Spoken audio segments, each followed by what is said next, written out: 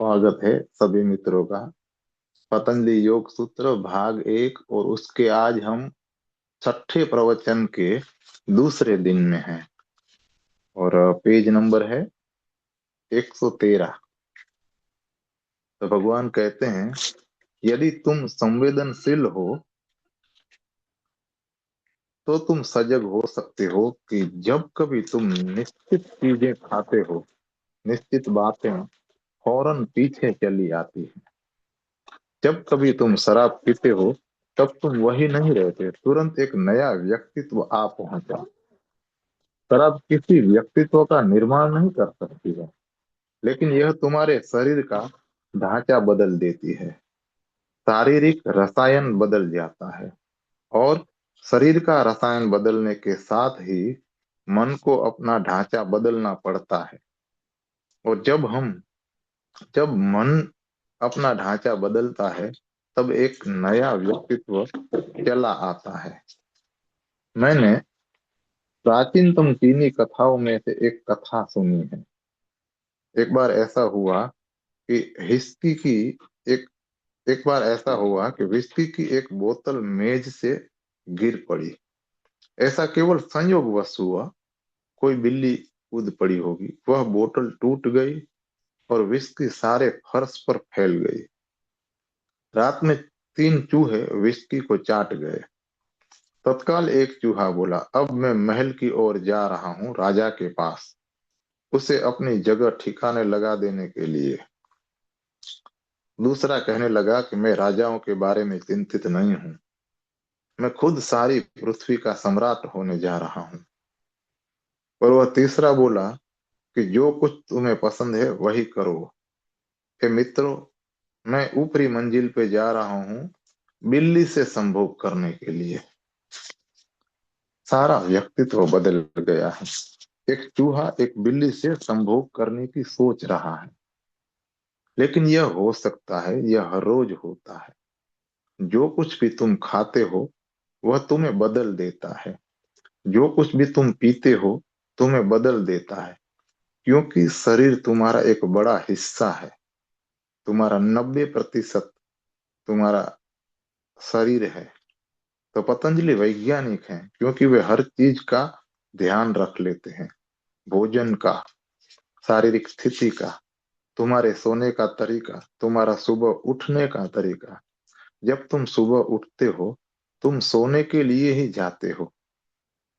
वे हर चीज को ध्यान में लेते हैं, जिससे कि तुम्हारा शरीर एक अवसर बन जाए किसी उच्चतर घटना के लिए। फिर वे तुम्हारी श्वास क्रिया पर ध्यान देते हैं। यदि तुम उदास हो तो तुम्हारे श्वसन की लय अलग होती है। इस पर जरा ध्यान देना, आजमाओ इसे।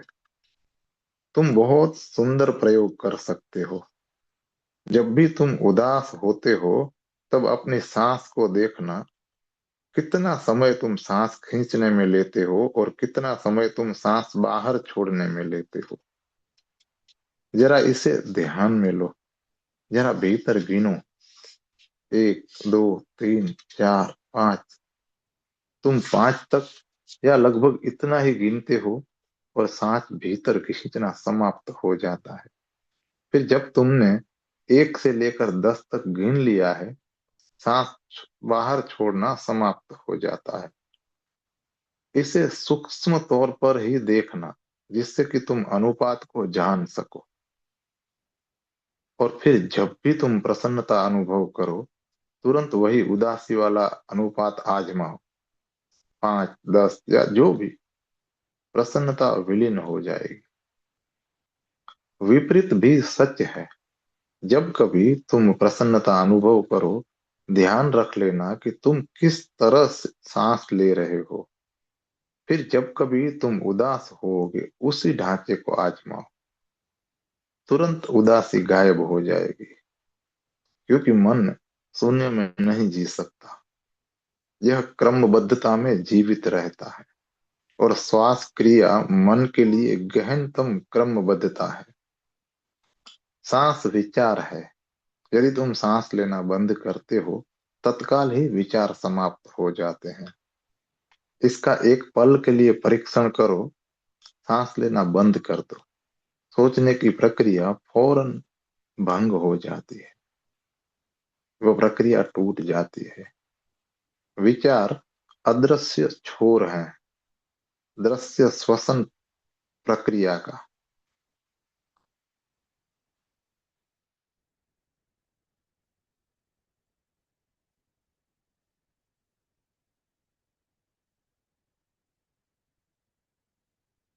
यही है मेरा मतलब जब मैं कहता हूं कि पतंजलि वैज्ञानिक है।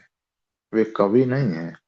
यदि वे कहते हैं कि मांस मत खाओ, तो वे इसलिए नहीं कह रहे हैं क्योंकि मांस खाना हिंसा है। नहीं, वे यह कह रहे हैं, वह यह कह रहे हैं इसलिए कि मांस खाना स्व विनाशक है। कवि हैं जो कहते हैं कि अहिंसात्मक होना सुंदर है, लेकिन पतंजलि कहते हैं कि अहिंसात्मक होना स्वस्थ होना है। अहिंसात्मक होना स्वार्थी होना है। यानी तुम किसी दूसरे के लिए करुणा नहीं कर रहे, तुम स्वयं अपने लिए करुणा कर रहे हो। पतंजलि केवल तुमसे संबंध रखते हैं, तुम्हारे रूपांतरण से। और तुम परिवर्तन के बारे में सोचने भर से चीजों को परिवर्तित नहीं कर सकते हो। तुम्हें परिस्थिति का निर्माण करना होता है, वरना संसार में सर्वत्र प्रेम सिखाया जाता रहा है, लेकिन प्रेम का अस्तित्व कहीं नहीं होता है, क्योंकि परिस्थिति का ही अस्तित्व नहीं होता। तुम कैसे प्रेम पूर्ण हो सकते हो यदि तुम मांसाहारी होते हो? यदि तुम मांस खाते हो तो हिंसा उसमें होती है, और इतनी गहरी हिंसा के साथ प्रेम पूर्ण कैसे हो सकते हो? तुम्हारा प्रेम मात्र झूठा होगा, या वह घृणा का एक स्वरूप भर होगा। एक प्राचीन भारतीय कहानी है। एक ईसाई मिशनरी किसी जंगल से गुजर रहा था। वह प्रेम में विश्वास करता था स्वभावतः, इसीलिए उसने बंदूक पास नहीं रखी हुई थी। अचानक उसने सिंह को पास आते हुए देखा और वह डर गया। वह सोचने लगा, अब तो प्रेम का सिद्धांत नहीं चलेगा। अक्लमंदी होती यदि मैं पास में बंदूक रखता, लेकिन कुछ तो करना ही था, और वह संकट में था। उसे याद था कि किसी ने कहीं कहा था कि यदि तुम दौड़ो तो सिंह तुम्हारे पीछे चला आएगा, और कुछ पलों के भीतर तुम पकड़ लिए जाओगे और तुम मर जाओगे। लेकिन अगर तुम सिंह की आंखों में एक टक देखते जाते हो, तब कुछ संभावना होती है कि शायद प्रभाव में आ जाए और सम्मोहित हो जाए। हो सकता है वह अपना मन बदल दे। और ऐसी कहानियां हैं कि बहुत बार सिंहों ने अपने मन बदल दिए। वे दूर हो पीछे हट गए, इसलिए यह आजमाने लायक था। और भाग निकलने का प्रयत्न करने में तो कोई फायदा न था। वह मिशनरी टकटकी लगाकर देखने लगा। वह सिंह समीप आया। वह भी आंखें गड़ाए हुए देख रहा था, मिशनरी की आंखों में ताकते हुए। 5 मिनट तक वे आमने सामने खड़े रहे, एक दूसरे की आंखों पर आंखें गड़ाए हुए। तब अचानक मिशनरी ने एक चमत्कार देखा। सिंह ने अचानक अपने पंजे एक दूसरे से जोड़कर रख लिए, और फिर बड़े प्रार्थनापूर्ण भाव में उन पर झुक गया, जैसे कि वह प्रार्थना कर रहा हो। यह तो बहुत ज्यादा हुआ। मिशनरी भी इतने की तो अपेक्षा नहीं कर रहा था कि एक सिंह को प्रार्थना करनी शुरू कर देनी चाहिए। वह खुश हो गया, लेकिन फिर उसने सोचा कि अब क्या करना होगा, मुझे क्या करना चाहिए। लेकिन इस वक्त तक सम्मोहित वह भी हो चुका था, केवल सिंह नहीं। इसलिए उसने सोचा कि सिंह का अनुसरण करना बेहतर है। वह भी झुक गया और प्रार्थना करनी शुरू कर दी। 5 मिनट फिर और गुजर गए। फिर सिंह ने आंखें खोली और बोला, ओ आदमी, तुम क्या कर रहे हो? मैं प्रार्थना कर रहा हूं, लेकिन तुम क्या कर रहे हो? वह सिंह एक धार्मिक सिंह था, पवित्र, लेकिन केवल विचारों से ही। कर्म से वह एक सिंह था, और वह एक सिंह की भांति ही बर्ताव करने जा रहा था। वह एक आदमी को मारने जा रहा था, इसलिए वह कृत्य के पहले अहोभाव कर रहा था। तो सारी मानव घटना की यही स्थिति है, सारी मानवता की। तुम केवल विचारों में पवित्र होते हो। कर्म से आदमी पशु ही बना रहता है, और यही कुछ हमेशा होता रहेगा जब तक हम विचारों से चिपके रहना समाप्त नहीं करते, और इसके बजाय परिस्थितियों का निर्माण नहीं करते जिनमें विचार बदलते हैं। पतंजलि नहीं कहेंगे कि प्रेममय होना अच्छा है। वे तुम्हारी सहायता करेंगे उस परिस्थिति का निर्माण करने में जिसमें कि प्रेम खिल सकता है। इसलिए मैं कहता हूं, वे वैज्ञानिक हैं।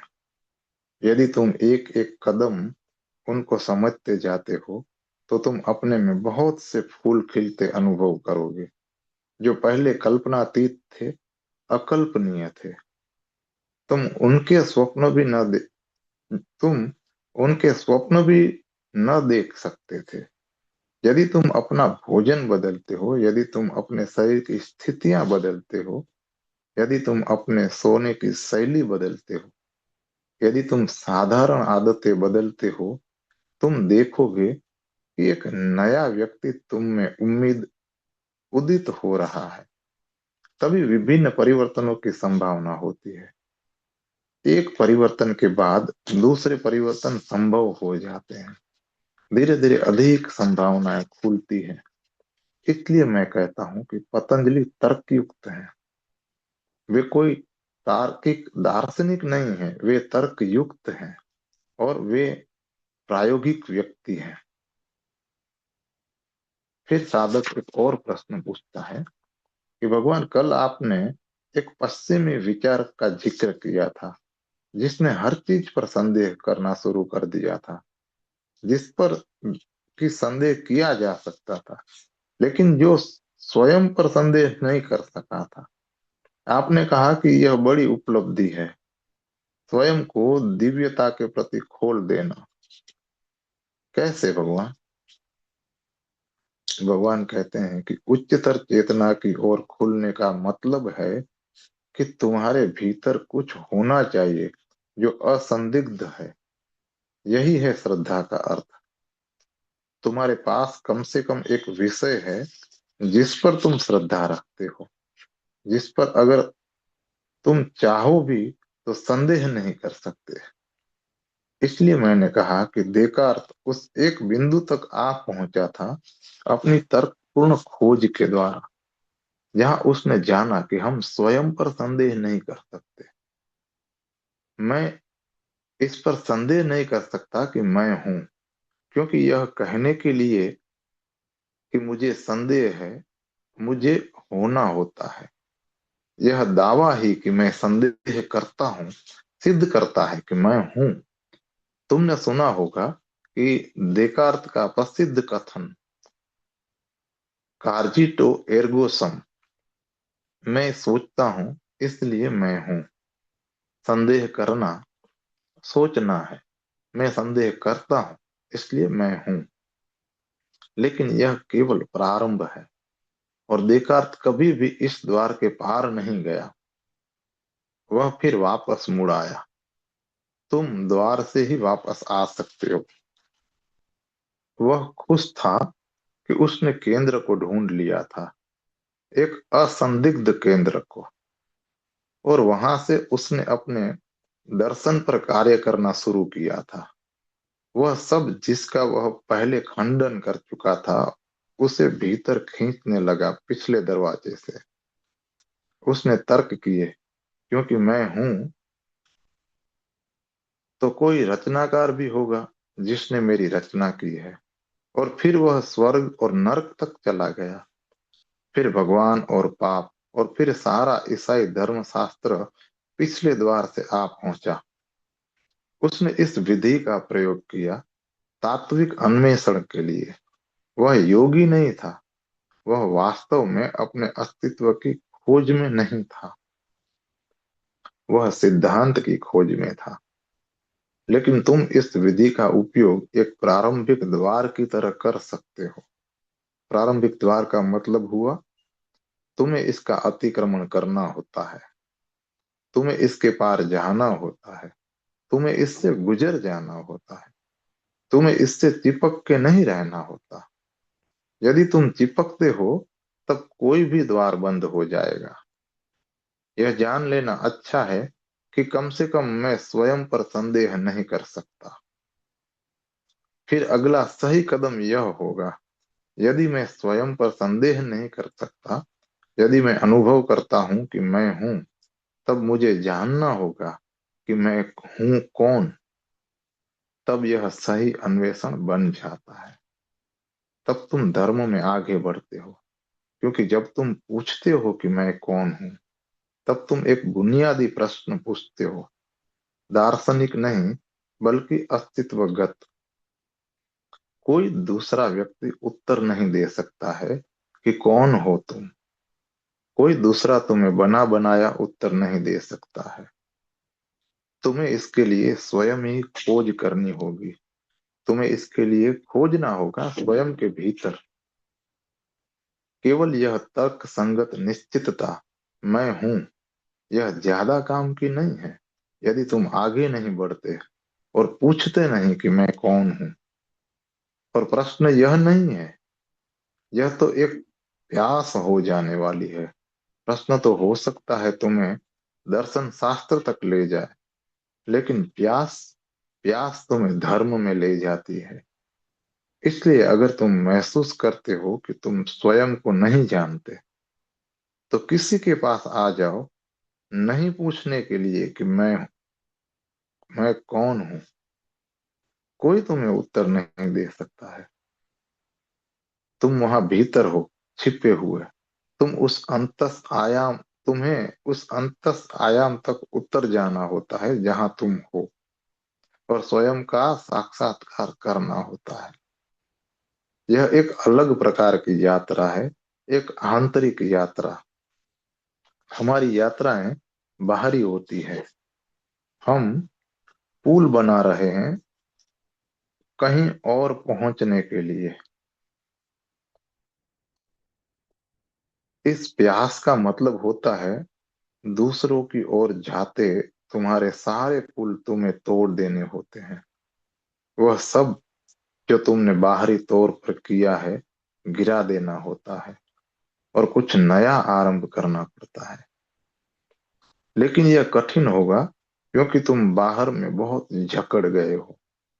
तुम हमेशा दूसरों की सोचते हो, तुम कभी अपने बारे में नहीं सोचते। यह अजीब बात है कि कोई अपने बारे में नहीं सोचता, हर कोई दूसरे के बारे में सोचता है। और अगर कभी तुम अपने बारे में सोचते हो, वह भी दूसरों से ही संबंध रखता है। वह शुद्ध हरगिज नहीं होता है।